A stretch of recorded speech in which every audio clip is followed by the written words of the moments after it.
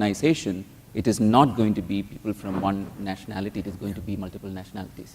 Thank you. Anubhav, they say the Indian GC is yet to arrive, in a sense that in most situations his involvement is back-ended and not front-ended. What is it that makes US corporations deal with legal as part of the business process as opposed to India where it is seen as end of the chain? Your comments. Yes, I would agree with that statement that yes, because the GC role in India is evolving. Still, I guess the definition of the GC and what role it has in the overall governance is evolving. The businesses still have to kind of come to that definition of it. While in the West, it is already very pre-cut, very defined.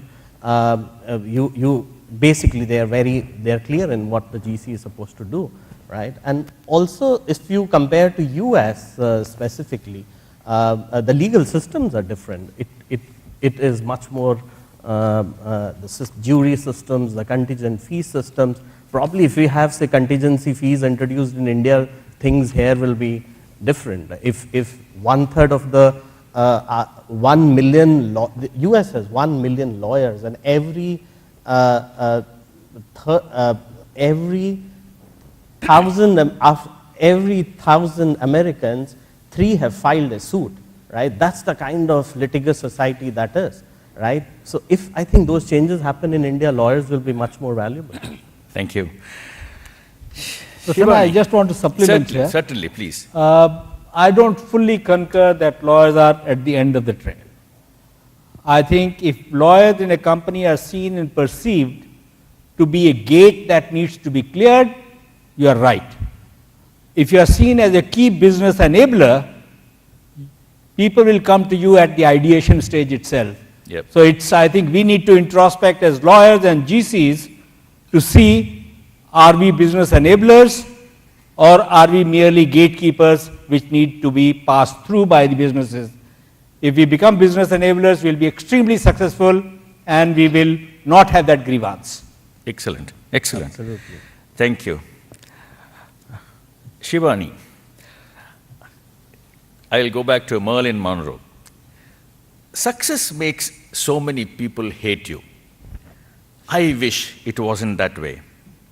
It would be wonderful to enjoy success without seeing envy in the eyes of people around you. By industry standards, you as a very young lady risen to the position of a global GC. As a woman also, you may have faced certain challenges.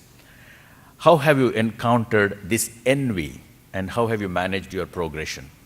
Well, I think the first year was a little tricky. I was very young, as you said, when I came in, and I was working in a region which was almost entirely male-dominated, in North Africa, Middle East, Asia, misogynistic as well. Most of the people who are reporting lines to me, whether direct or dotted, most of them, I would say, were older than me and were male. So it did make for some interesting times in the first few months. The way I chose to deal with it was, I just refused to even acknowledge that it was an issue. And I said, listen, we're all professionals here, regardless of age and sex, and we all have our own abilities. I just decided to let my work speak for myself, included everyone, make it inclusive, and recognize people's abilities and acknowledge them. And after about a year or so, it just wasn't an issue anymore. And I'm happy to say I think we built a really cohesive team. Thank you. Yeah. I have borrowed 5 minutes from the chairman on a non-returnable basis to have some questions from the floor. 5 minutes, please. Just quickly pass the mic, quickly. Hello. We need to, yeah. So myself, Manish from Snapdeal. I have a question from Anubhav. So you were saying that the leaders from Tata were having an approach to shift the thought from the quarterly results to a long-term trust-winning approach of the customers. So it is my thought, and I'm just trying to get your confirmation also. So being a long and big brands, Tata and Unilever can transmigrate these thoughts. Is it the same proposition can be holding true for startups like Snapdeal also. Yeah. Mr. Quick Tata is response. invested in Snapdeal. Doesn't Yeah, yeah. that speak a lot? I know that. I know Yeah. The next question? Yeah, please, quickly. Please keep the question brief because the answer will be equally brief. I'm Deepak Gupta from Pernodica. When you see different organization, a legal department on one hand is a lawyer's role and on other hand a business enabler role. I've seen in the same organization two different systems running because of change of the management, the legal head. How do you see these two things as a conflict or as a supplementary to each other? MK. Well, I personally think that if legal is seen as a constraint, it has failed to perform. Legal has to be a key enabler and it has to immerse itself in business. In fact, that's the reason why I say there is a basic difference between an external counsel and an in-house general counsel. In-house general counsel's role is to aid, advise and achieve what is meant to be the business goals within the constraints of law and within the conscience keeping role that he has. And therefore, I think you need to have strong influencing skills and you need to have strong credibility as a general counsel. And therefore, when you say this can't be done, is one possibility, which is what very often the external law firms would tell you on a business proposition. But if you want to be a good general counsel, you have to say, this can't be done the way you have proposed. However, if you are willing to tweak your proposal in A, B, C, D manner, the nay can become into a yay. And that's what I think is the unique competence that general counsel brings. And if he does that, he would really be a business enabler and accepted in the society, organization. Yes. I'm Can I add a Venkatesan. bit, Yeah. Prasanna, to that? Yeah, very only, quickly. Only thing is, I also feel that we need to broaden the scope, come out of the legal thing, right? The added responsibilities in the organizations will help you. Yep. Yeah. I'm Venkat, the Global General Counsel of VFS. I'm sure the contribution of people like MK who made it to the top must have been extremely significant and compelling. But when we talk about GC's rise to the top, there is another dimension which we need to look at, which is the perception and mindset of certain organizations that tend to think that GCs can rise only up to a particular level and certainly not into the board. Now, I would request MK to answer this from an Indian perspective, whether he sees any change coming in this direction of more GCs being on the board, and Laura, from an international perspective, whether she finds more general counsels on the board than what we see in India. In fact, I have absolutely no doubt that more and more JCs would find in coming years sitting on the boards of the Indian corporates as the focus shifts from business being done in a manner which was relatively laissez-faire to one where there has to be a strong compliance and ethical issues involved. I think the GC's role would enhance and they would really find place on the board. To give an example, I think I don't find it surprising that most American corporations would really have someone who has been a GC as on their board, very often in the role of a vice chairman or chairman. MSD globally today has a general counsel who is now the chairman of the company. Now, because that's a society which is more compliance-led, more rule book-led, and as we move and migrate in India into that kind of a structure, I have no doubt GCs would find a place on the board. The chairman is sort of looking at me, asking me to conclude, but how do I deal with few questions? Okay, quickly. Well, I'm from a TV broadcasting company, and the nature of a business is such that the knowledge and implementation law can't be the monopoly of the legal department. It's absolutely vital that the basic legal propositions and tenets are percolated down to the length and breadth of the company. because a lot of times instant decisions need to be taken by the editorial, you know, Yeah. to show a particular sting operation or not, to show a particular program or not, Yeah. to show the rape victim's family or not. So we have therefore made sure that the editorial is completely, you know, sensitized and kept up to speed with the media laws. So my question is that just as legal department needs to have some basic knowledge of the business of the company, you think it makes sense for the business side of the company also to know certain, you know, valid and relevant legal laws to enable your work to be easier and simpler? Could I answer it? Yes, Prasanna? yes. Yes. I believe it's part of the GC's role to really impart basic training to all business colleagues on key tenets of law. For example, in Levers, we used to run seminars and courses on legal aspects of sales and marketing, legal aspects of taxation, legal aspects of industrial relations, legal aspects of human resources management, and so on and so forth.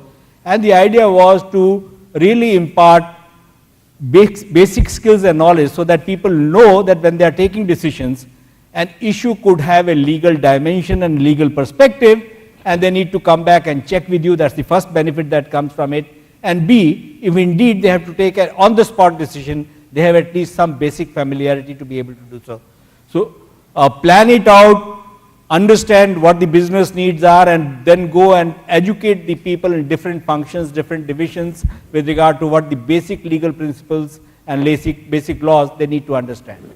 One I'd last just question, like to the add real last question. Quick Yeah. 30 seconds to that, because this is something that we've done extensively in G4S.